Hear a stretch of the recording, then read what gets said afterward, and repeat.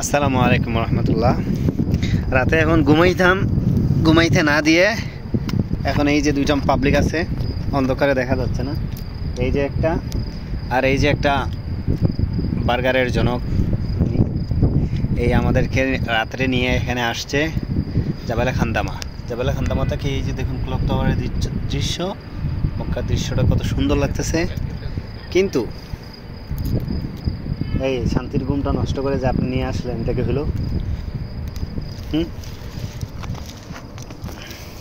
ভাই আপনি কিছু কন।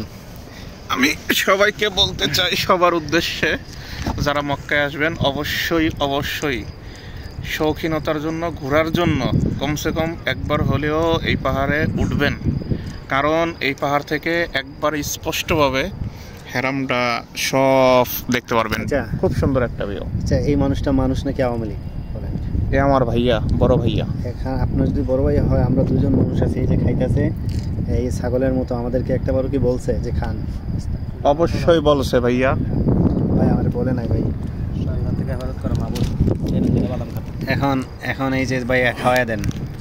এখন হচ্ছে গিয়ে এটা আপনি এই যে খাওয়াই দিল ভাই, আন্নি কইলেন খাইলেন না ভিডিওর ভিতরে।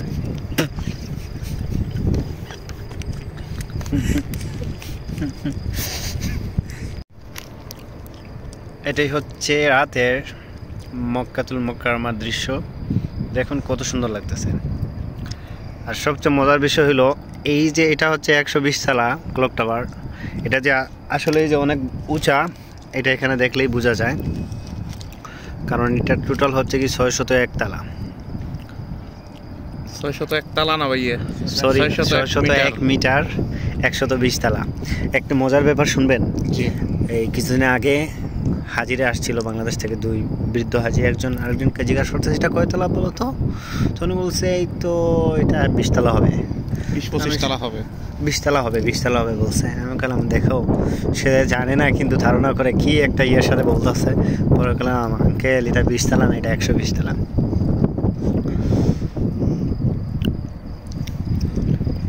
এখন আমরা এখানে বসাছিলাম, কিন্তু ভয় লাগে যদি পয়রা যাই। কিন্তু এই যে এই লোকটা কইতেছে আমি নাকি এখান থেকে পয়রা যদি মারা যাই, তো হেরামে আমার জানাজা করাইব, আর আমার নাকি জিলাপি দিব এবং মিলাদ করাইব। দেখুন এরকম যদি কাছে বাড়ি বাজার বন্ধু থাকে, তাহলে কি আর তার শত্রুর প্রয়োজন আছে? ভাইয়া এটা কোনো কথা কইলেন আপনি?